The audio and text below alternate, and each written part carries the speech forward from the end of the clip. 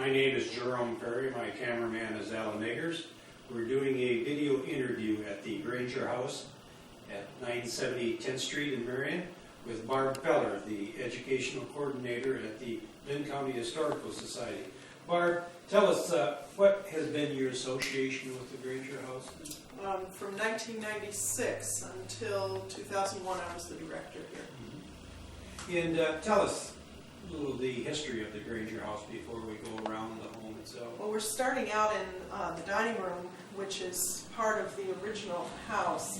And this photograph, which was taken in 1878, shows the house. This is a photograph of the home with the children on the front. And here you can see this section. This is the original house, which was built in 1848. And it consisted of only two rooms, this room and the room above it. Where did the Grangers originate from? The Granger family is actually from England, and they moved to this country in the 1600s. Now, are we talking about Earl Granger? We're talking about his ancestors. The family itself is from England, and then Earl Granger was his family had moved here. They moved here in the 1600s, and then he was born and raised in Vermont, and came here in 1856 at the age of 19 because his parents had purchased some land sight unseen right here down the road where Linn School is today, and they were going to use that for horse. They had horses. They were friends of the Morgan family in Vermont, and that was the first American breed of horse, the Morgan horse, and his job was to bring these horses out here so that they would sell them to the people who were pioneers. This acreage that his dad bought, was that part of what we call the Indian Creek Country Club now? I believe so. I know that he had quite a few. And they had a fairgrounds there, horse racing, and they had quite a large farm. And their intention, not only in the Morgan horses, but their intention was to go into the farming business here. Yes.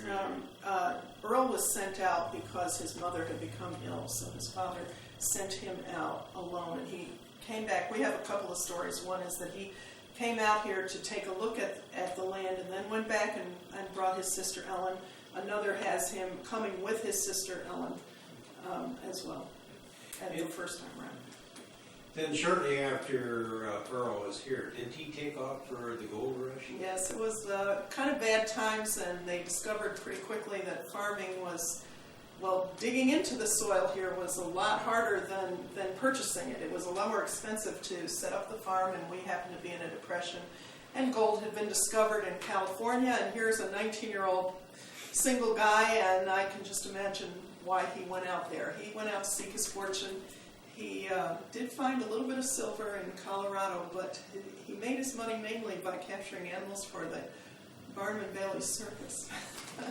His dad was not here yet when he right, and when his dad came back, then Earl came back as well, and that was shortly around. It was around the outbreak of the Civil War, and he opened some meat markets, and he became a partner in a meat market because the original partner had gone off to fight in the war, and apparently they used to provide some of the meat for the northern soldiers. You don't recall the name of the meat market at the time, do you? I don't. I don't know if I ever knew it, actually. Did Earl himself, though, find himself farming? Besides the meat market, did he? No, he was helping out. He was helping out on the farm, and they owned the farm, I believe. And his children helped him, and he had some hired help that are mentioned. The reason we know these things is because he wrote diaries. He kept diaries for at least 10 straight years that we had discovered in his son's home around the corner in 1995. Those were discovered.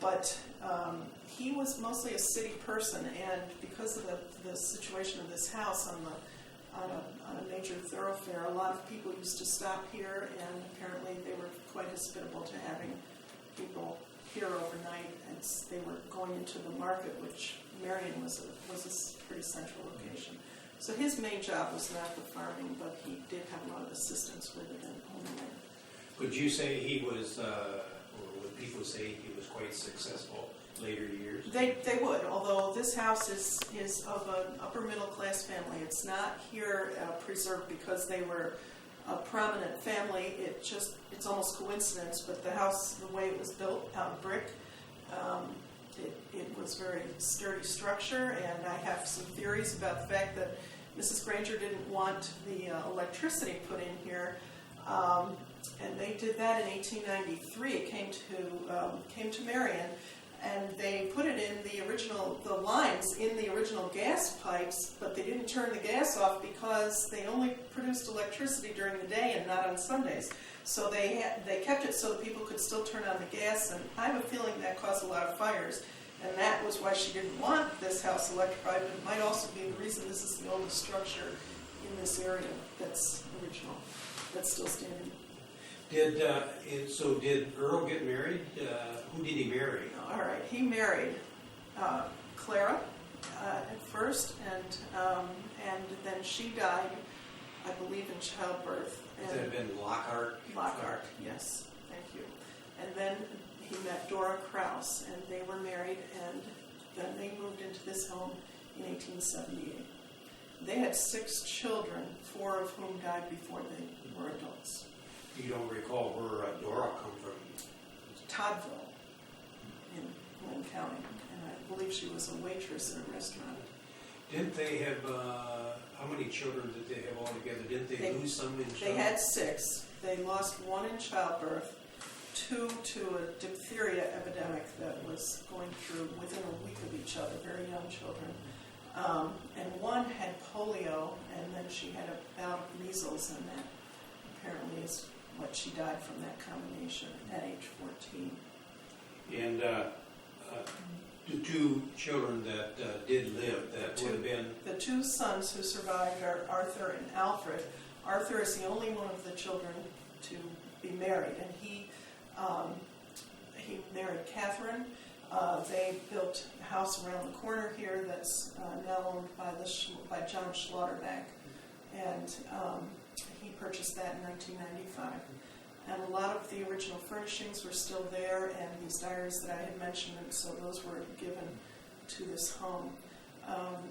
John and his, Arthur and his wife had a son, John, and a daughter named Molly, and John moved back to England, and I was able to meet him. I never met Molly. She passed away shortly after her retirement, I believe in 1987 was the year. This photograph here on the easel, is that pretty much how the home looked when they... This is exactly what the home looked like in 1878, and that's what we used to restore this home, so that it would look as much as possible as it does in this photograph. And you can see the children. This is before the 3 of the children died, so they are here in the photograph. It's also before Arthur was born, so so he's not in this picture. Mm-hmm. But the furnishings that they're sitting on, those are in the carriage house right now. Did Earl get involved in politics in Marion? A little bit. He was on a council, and he was involved with some bankers. There were bankers in the family who were on the city council as well. How about his wife Dora? Was she active in the community? She was active in the church, and she was anti-drinking, definitely anti-drinking. What do you call it? I forgot. The temperance movement. She was very active in the temperance movement. I'm not sure how much she was supported by the rest of the family, but she was a great old gal. He used to put in comments about her in the diaries, such as she was cross as a bear today and various things, but she had a pretty tough life. Also, of course, the diaries are being written by him, so we have his viewpoint, but I would say he was pretty modern. He would help her with the carpets, sweeping and beating the carpets, and he would help with a variety of things around the home, and he was very, very concerned with the health of the children after losing those other children, of course. But luckily, the 2 sons survived, and one of them until he was almost 90 years old. So who passed away first? Was it Earl or Dora? Earl passed away first, and this was shortly before John was to get married, I believe. And so there was some kind of a little bit of a controversy about the fact that he got married even though his father had just passed away. Did Dora continue to live here the rest of her life? Dora was living here the rest of her life in this home, and her son Alfred, the one who didn't get married, remained in this home his entire life, and he was actually living in these original same 2 rooms, and they rented out the rest of the house. So that's ironic also. It's hard to look at. You're talking. Earl was very involved with Morgan horses, wasn't he? Yes, that's what they wrote, that's what they raised, and they had up to 13 of them in this carriage house over here, and they built the carriage house themselves to look like the one that they had in Vermont. And then, of course, they had the land, and a lot of the land was used also for raising pigs and chickens for the butcher, for the meat market. These Morgan horses, were this something he earned income off of, or was it a hobby as far as he was concerned? I believe he started out by earning money from it, but I think eventually it became a hobby. I really don't know the answer to that question. I know that his sons, the one who remained here, Alfred, when he got that land, he turned it into a dairy farm, and we have the milk wagon out there too that he used, but I don't know exactly what happened with the horses. I had read that at one time he sold a pair of Morgan horses to the Wilhelm family. Oh, I don't know that in story. Germany. Okay, I don't know that story. I do know that Arthur wanted to go to college, and that Earl gave Arthur he gave him a pair of horses to raise, and he raised them and he sold them, and he used that money to pay his tuition, and he had money left over and bought his family a vehicle, a little cart, a wagon, a very nice wagon that they could use. And my kids were in college when I used to tell that story, so I said, hopefully they're going to buy me a car with their leftover tuition money, but I don't think they will. Had an education about up to 4th grade. We have upstairs, and some of the items that he brought with him include a dresser that's upstairs, and inside it he signed his name, and he spelled it incorrectly. He spelled his name correctly, but it says brought from Vermont. He spelled that incorrectly. And in his diaries, we had a great deal of difficulty at times trying to figure out the spelling of the words, in addition to the handwriting, but the spelling especially. And yet, we know that education must have been very important because his son Arthur went to Cornell College here in Mount Vernon, and as I said, he had given him these horses to help pay the tuition. And his son, Arthur's son, John, had a PhD from Harvard University, and started a physics research team in California that's related to the Stanford Institute. It is the Stanford Research Institute. Barb, could you give us a short tour of the house? I sure can. Barb, is this the formal dining room that we're in right now? Right now, this is the formal dining room. This is part of the original house. It had these 2 rooms, this room and the room above it. And when the house was originally built by a family named Shed, it was 1848. They did not have the windows, the bay windows, but this is an original window. This is the original door. This cabinet was a window. And that cabinet was a window, and it has been turned into a pass-through cabinet. We also know that the shelves that are in this room are wood painted to look like marble because they wanted those to look nice, but they are original. And that this woodwork is painted grain, hand-painted with 4 coats of stain. They painted this grain on with feathers. The wallpaper that's in here is probably a little fancier than they originally had. It's a wallpaper that's from the Centennial Edition. One of the reasons that we have this house restored to 1878 is because it's so close to the Centennial of the United States, as well as the fact that photograph was taken in 1878. I understand it took the volunteers 60 hours to put that ceiling wallpaper and the wallpaper on these walls because of the shape of the room. The setting on the table is original to the family. The sideboard is original to the family as well. And the stairway, which in many cases would appear to be a stairway for servants, was not for servants. That stairway was set up for the family because this was a two-floor house. Very unusual, very, very nice structure. There was a grove of trees that spread from across the street to Springville, and that's probably why they use this. There's a water source nearby, Indian Creek. And most people who were building homes at that time were passing through, but this family, for one reason or another, built this house to stay. I imagine this 10th Street out here was a thoroughfare. It was a thoroughfare for farm to market, and so the Granger family, this house became very popular. And when it opened as a museum, it was called the Marion Historical Museum, but nobody ever called it that. Everybody always called it the Granger House because the family, once they moved in here, stayed here for close to a century, and they still owned it until the passing of that last generation that was living here. And then it became a museum shortly afterward. Should we? Friday or Saturday? No, I'm not until February 4th. Oh, February. Whole 3 weeks. No, I thought it was even this week. Well, I just got back Saturday. Yeah, I know that. Okay, and then the sink, and then you want to start on her, or should I be on that? Well, on that, so you can, Okay. or you can just start talking to us. Okay, You don't need me. ready? Now we're in the kitchen. We believe this was the very first room to be added on to the original two. You can see the ice box that the family used, and they would have a card that they would put out in the window to let the icemen know when they needed ice. And this is their ice box and also their dry sink. They had a pump, which was a nice convenience for them, to pump in water from the cistern. Some of these are examples of things that were available at that time that the family may have used, and others belong to the family themselves. This is an interesting vacuum cleaner that didn't need electricity. They didn't have electricity in the home, as I said. So this one I might pick up and just show you.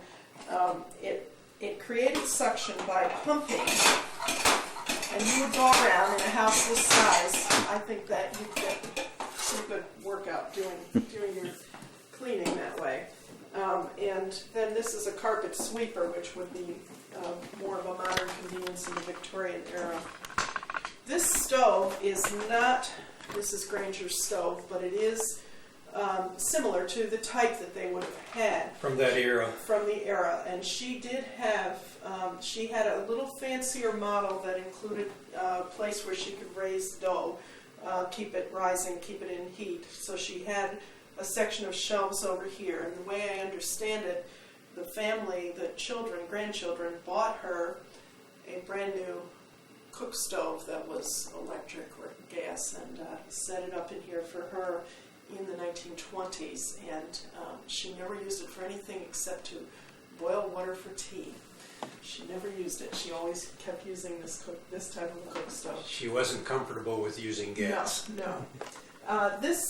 These items are also from the Victorian era. A lot of them were found out in the carriage house. The items on the top shelf came with Earl when he arrived here from Vermont, and that's a butter churn, a small one. There's an egg carton there that each family would have their own little box to collect eggs, and a meat grinder, and a coffee grinder, and such. They like to make ice cream, and this is a reproduction ice cream maker, but the other things are original to that time period. If they didn't belong to the family, they belonged to other people of this area, as much as possible. And then we have this. Is that a cupboard? Furniture that is very mysterious. People wonder what it was like, and so I'm going to show you what it is. It's a bathtub. A bathtub. It's a tin-lined bathtub, and apparently they would have a little hose that they could use to drain from over here, and it has its own towel bar. This was This belonged to somebody in the community.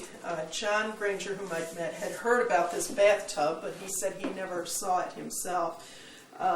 This was quite the thing in Victorian era.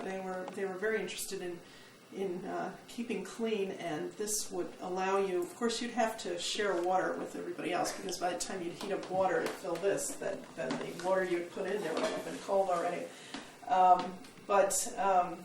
I started reading a little bit about bathtubs, and they had one type where you would stand up and you would pedal, and then it would make the water come up through a shower, so you were showering and exercising at the same time, and I think that's a really good idea. These are some family portraits of the children. Yes, we're in a room on the first floor that, this is the only addition that the Granger family added on, and they added it on as a bedroom. These are some of the pictures. These were found in the basement of Mr. Granger's son's home, Arthur's home, in 1995 also. And you can see a little bit of water damage because they were kept in the basement, and there had been a flood in 1993.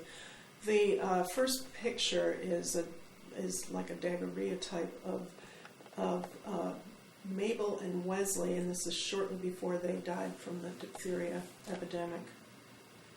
Then the middle portrait is interesting because it has Arthur on the left and Louise on the right, and in the middle between them is not their sister, but this is Margaret, who was raised in this home. Her mother was Dora's sister, and she had died, and this little girl was raised as part of the family.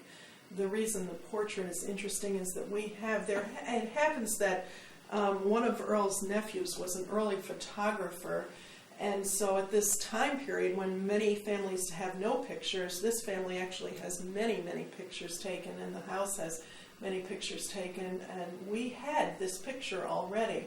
But when this painting came about, we knew that it was based on a picture, but they had put these clouds, and we believe it was in memorial to Louise, who had died. We turned this into a music room simply because we were given so many musical instruments. This is a Regina music box. Before the days of electricity, you would put these records, which are punched tin. They have quite a design on them, and the bumps that are punched into them would go against a kind of comb underneath here, and it acts like any music box. And here's the interior of the music box to show you. And you would crank it like this, but in order to make it louder, you have to have a lot more vibrating than this little thing. So they built these tables and these big boxes around, and those become amplifiers. How much louder that is when it's on the table from when it's off of the table. Was Dora musically inclined? It was Louise who was really the one that they were very proud of, the daughter who died when she was 14, who was musical, and they had purchased a piano for her. Her original piano was in the next room. But because of her interest in music, that's why we have this collection. This piano was used in the Greens Opera Hall, and we believe the Cherry Sisters used this piano. It's certainly not a piano for a house this size. And then this is an original Edison phonograph. If I might jump in over here. They had cylinders that these wax cylinders, and these are the original ways that they had to record sound. And when Thomas Edison first made these, he thought people would want to be using them to hear the presidents giving a speech or somebody famous talking, and of course very quickly they learned that people liked music the best. And you would slide these on here and turn the crank. This is just so elegant the way it's all balanced. And we did used to play it, although there's a belt that's missing right now, but the song that's on there was talking about George Washington and how he'd never told a lie, and it's a funny, cute song that says, what about after he got married? Did he still not ever tell a lie?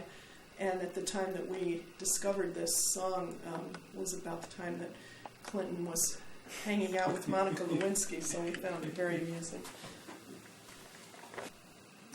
Okay, this is an étagère that is showing the black lacquer that was very popular because we were very interested in the Orient during our centennial when our country was 100 years old.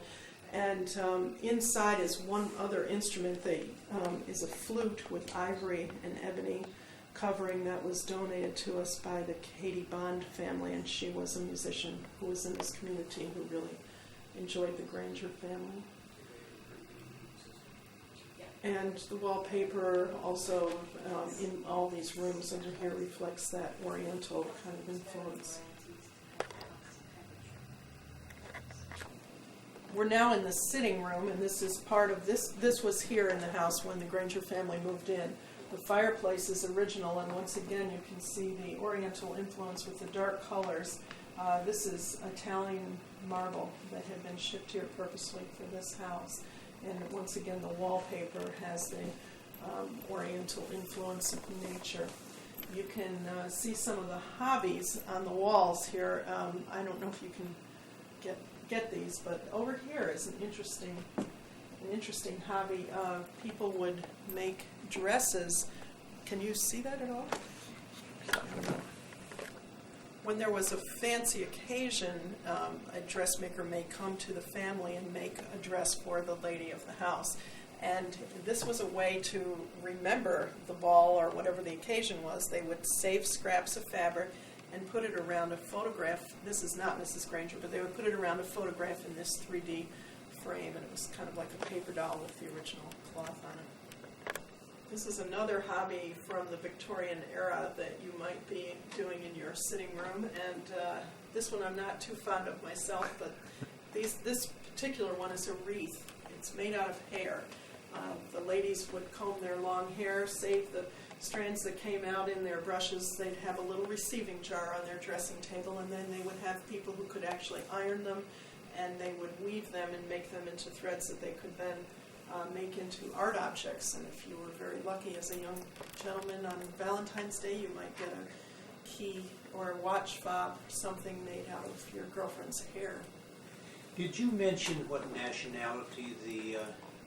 Mr. Granger is English, but his wife was German.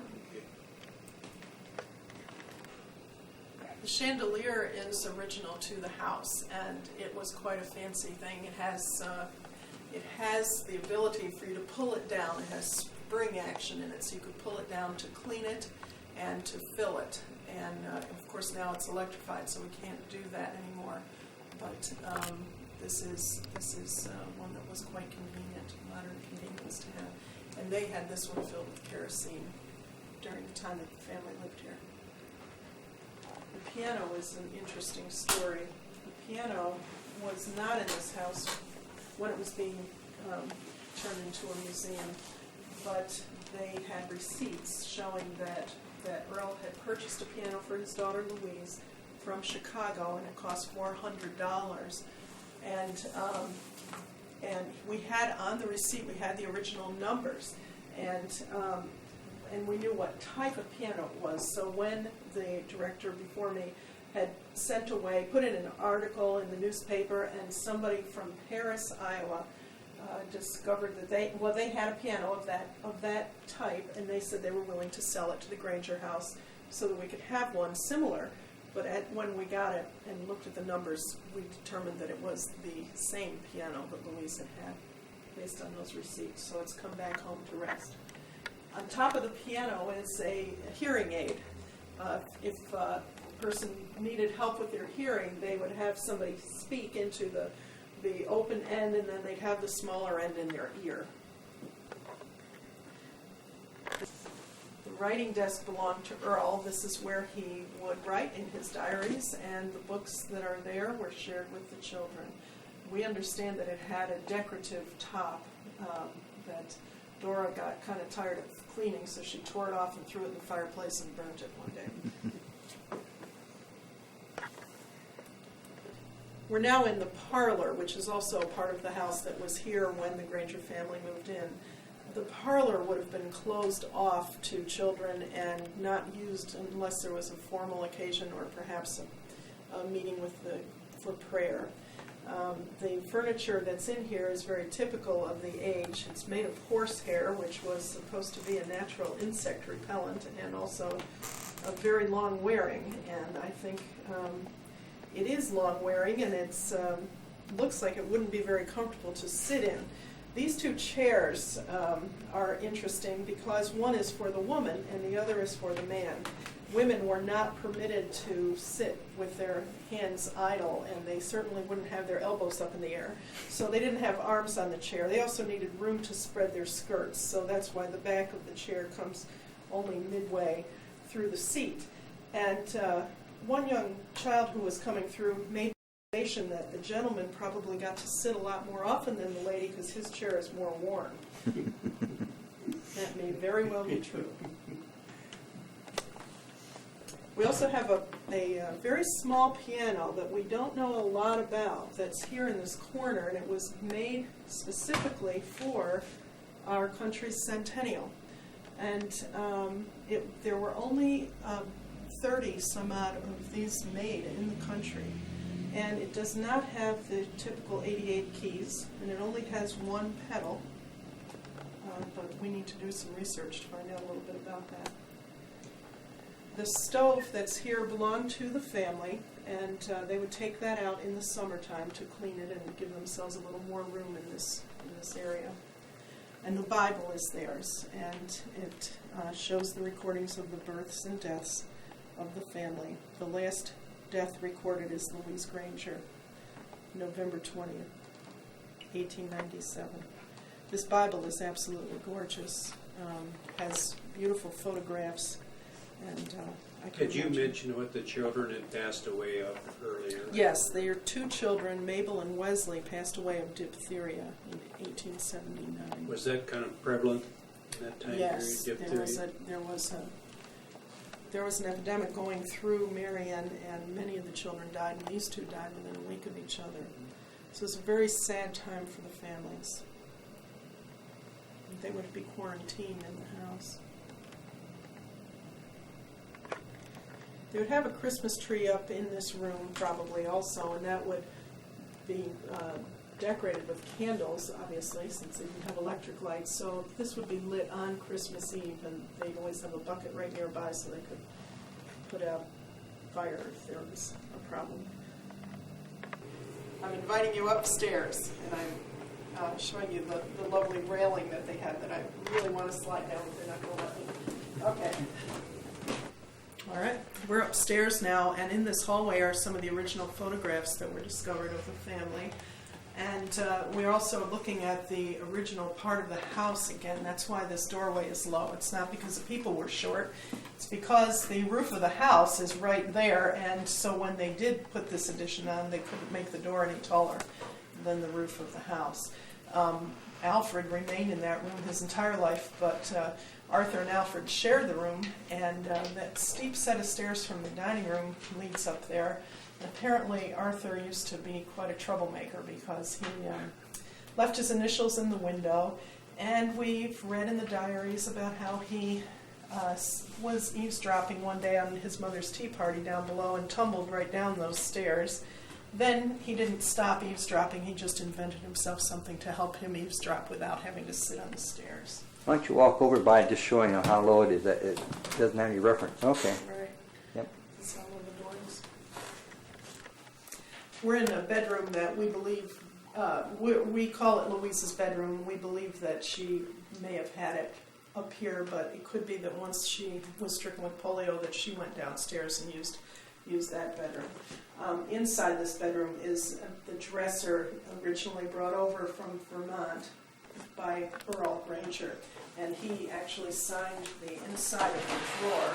It says Earl Granger, brought from Vermont, 1853.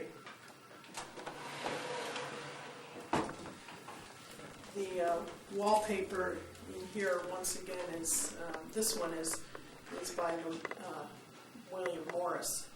This design. The light fixture is extremely interesting because, as I was mentioning, when people first brought electricity to Marion in 1893, they were using gas lamps, and they hooked in the electricity so that it was in the same fixture, and that's what this shows. It shows a combination of gas and electricity, and that's why I felt that made opinion rather dangerous to put electricity and gas together. This was not a fixture that was ever in this house, but this is a fixture from Marion. The bed is a donation, and it's a gorgeous walnut. The quilt on here dates to the 1850s, and this is a grandmother's fan. And one of the interesting things about this quilt is that they used fabric from some fancy dresses, some silks.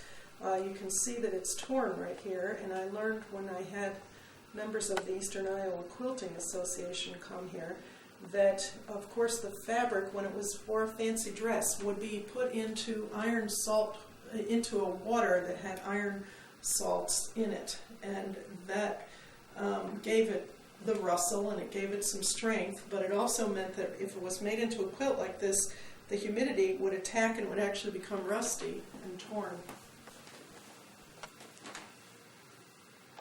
There's the chamber pot. We have the original chamber pot in the other room from the family. Yeah, the chamber pot, that would have been emptied by the child, so probably wasn't a favorite, but it would be a lot easier than going out to the outhouse in the freezing cold. Okay, we don't know whose portrait this is, but we do know that this person's portrait was on the wall because Louise, the daughter that we're saying was in this room, was an artist as well as a musician. And here's a picture that I believe looks like it's a drawing that she would have done when she was about 12 years old. And it looks to me like it's of the same person. We also have some of her schoolwork, and here's an example of the Palmer method of handwriting.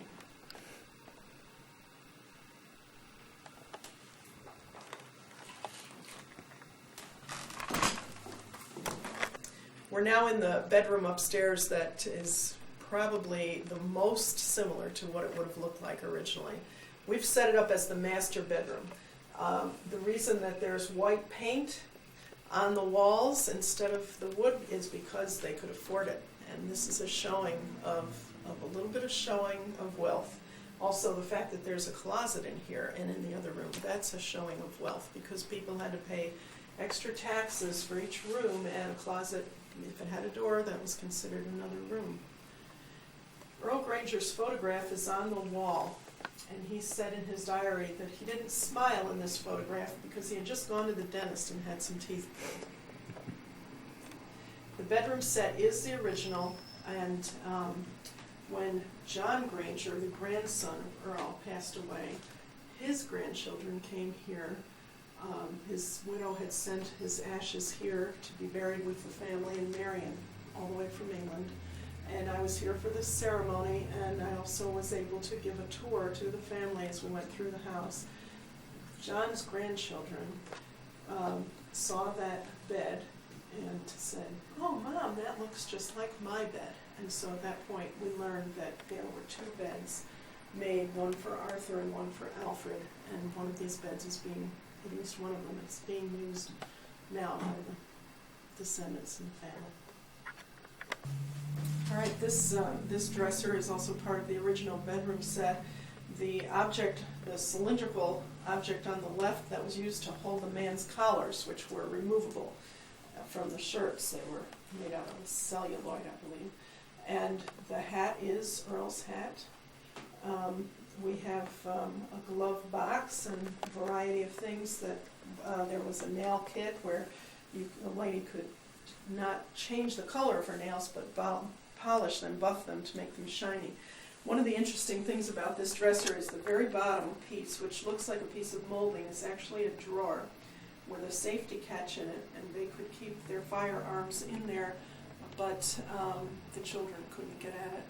It had a special lock. Now you're talking about the very bottom Very part? bottom. Yeah. I don't Okay. even know You if might it's- point to it because, there you Yeah, go. I'm not That's sure fine. It still opens. I don't remember how to open this, but it has a special safety catch on it. So we're talking about this part right here. That was a safety feature. But if you go go over to the wash stand, this is where you would prepare in the morning. You could get clean. You would get your water from outside, of course, and it would be here, and you could brush your teeth or shave. Right?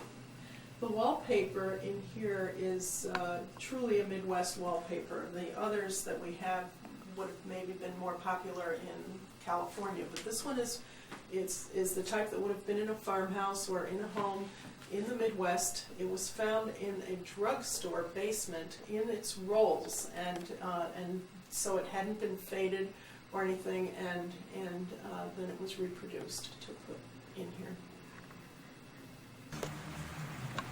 This is the carriage house the Granger family built in 1878. They made it to look as much as possible like the style that they were used to in Vermont. It has a cupola on the top with a cow weather vane, which was very difficult to find when we restored this. The cow weather vane had been stolen, and we did find a replacement for it. Attached to the carriage house, which is made of brick, is a small brick extension, and that is the outhouse, the original outhouse. It was a 3-seater, and it had a little step for the young children. And over here in front of the carriage house is a step that would have been used to help get into the carriage. That's the cement structure there on the Yes. ground? Mm-hmm.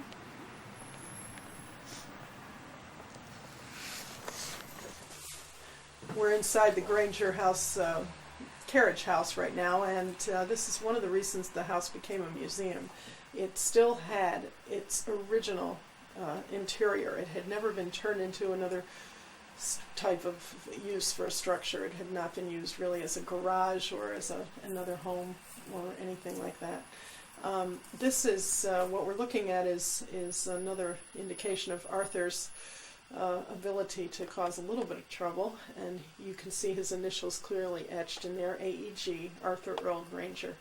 This is a grain chute that was a kind of a convenience so that they could put the grain in the top level, but have it delivered by putting it down through this chute, and then they could pick it up through the bin underneath. Next to it is a pump from the well, which obviously wouldn't have been back here, but it is interesting because you can see the little cups that pick up almost like a Ferris wheel as you would turn the crank. They would go down to the ground, pick up the water, and then dump it into the faucet, and it's just as an indication of how these things operated.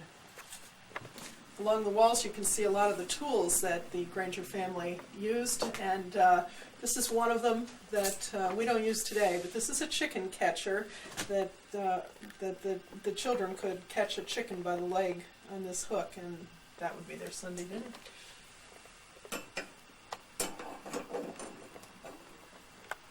Okay. These are the original stalls. We did replace the wood partition right in this section, but the rest of it is still the original from when they had their Morgan horses housed in here. Now this would be where their own family's horses, not the ones from the business. This is their own family mostly that would live in here. They had chutes for each individual horse so that they could be fed, and they had wooden floors for them because they wanted them to be comfortable. And these are loose boards of wood so that they could lift them up, turn them over if the horses wouldn't get splinters in their hooves. I always imagine Arthur on one of these saddles as he's out west trying to capture his animals. This, I'm sorry for going back and forth, but this is where they would sit to repair the saddles and the bridles and various leather belts, and they could put them in that clamp. And behind it is a cider press. They did have apple trees on the property. Their friend who was a veterinarian gave the horseshoes. Those are orthopedic horseshoes. And this is a model of a Morgan horse given to us by the Ertl Toy Company. This is an extension of the carriage house that Arthur and Alfred built around 1892. And they had, Arthur, after he grew up, became the postmaster here in Marion for many years, and this is the original box from the vehicle that would be used to deliver the mail.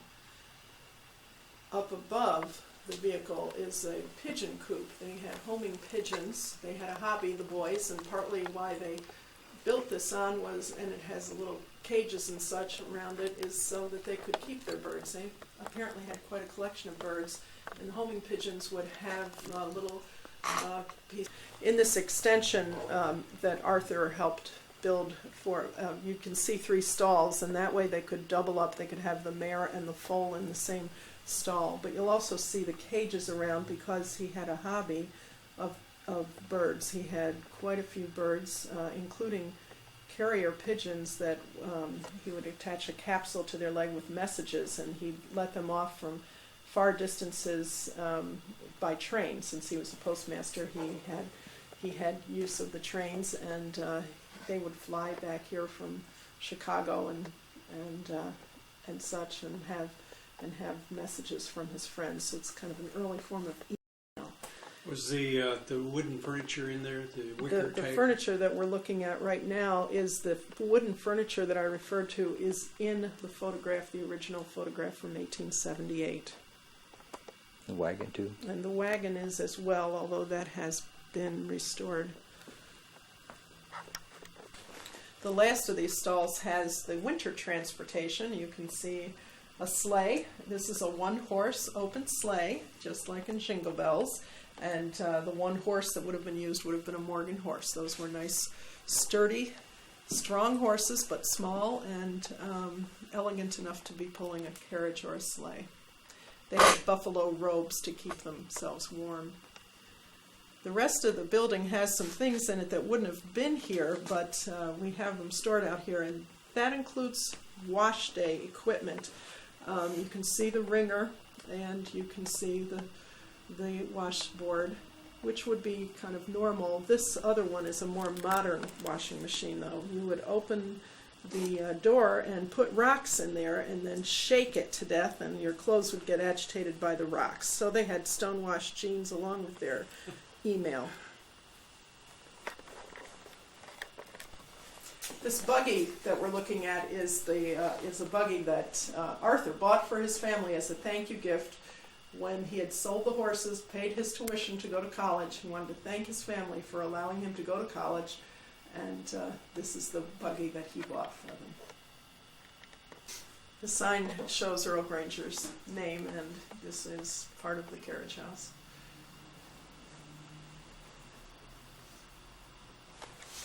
When Alfred was given the original land that they had used for raising their horses and such, he turned it into a dairy farm. And this is the wagon that was used to deliver the milk. And those are the original milk bottles from his Buena Vista Dairy. And you can see his phone number on there, 454W, A.C. Granger. Did Alfred ever get married? Alfred did not get married, but he did, he used to, he had a girlfriend, a longtime girlfriend, and he did used to visit he was very close to his brother, Arthur, who lived around the corner, and apparently Arthur's wife was a great cook, so he used to eat there frequently. Barb, is there any living relatives of the Grangers? They do, as I had mentioned, Arthur is the only one who was married and had children. He had 2 children, Molly, who married, and her married name became Costello. Her son, Tom, is still alive.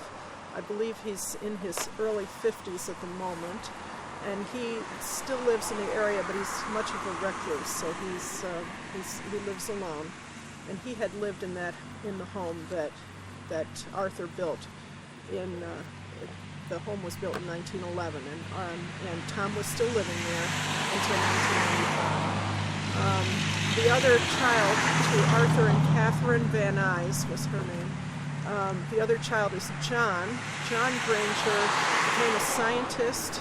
He had graduated from Cornell College in Mount Vernon, Iowa, just as his father Arthur had done. And he graduated right at the outbreak of World War II, and he knew about radar, so he joined up and helped out in England under his scientific abilities, and afterwards came back to this country, went to Harvard University, received a PhD in physics, set up the Stanford Research Institute in California, which is related to the Stanford University. And my husband, who's a physics professor at Cole, has sent students to that very same school. And that's how I found out. I found out from him. I was able to meet John Granger in England. He was living with his wife, his second wife, in England in Cirencester, which is part of the Cotswolds area. And I met him shortly before he died. The Granger House is open now as a museum, and it is on the National Register. There's also a second building that's under the same umbrella organization. That's the Marion Heritage Center. Would that have been Arthur's house behind the pine That's tree there? Arthur's house, and that's the house where John was born. And I mentioned that he married a lady named Jill that I had met in England, and I'm still in correspondence with her. She's still living in Cirencester. He had children with his first wife who live on the West Coast. There are, I believe, 2 sons and a daughter, and some grandchildren. But when they came back for the funeral, that was their first time to come to Marion. So he was the last of the family to live in Marion. Well, Barb, thank you very much for the Thank tour. you very much. You're, Glad to share it with you.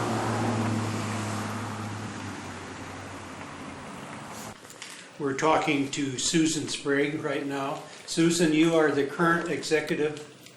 Yes, executive director. How long have you been at this job then?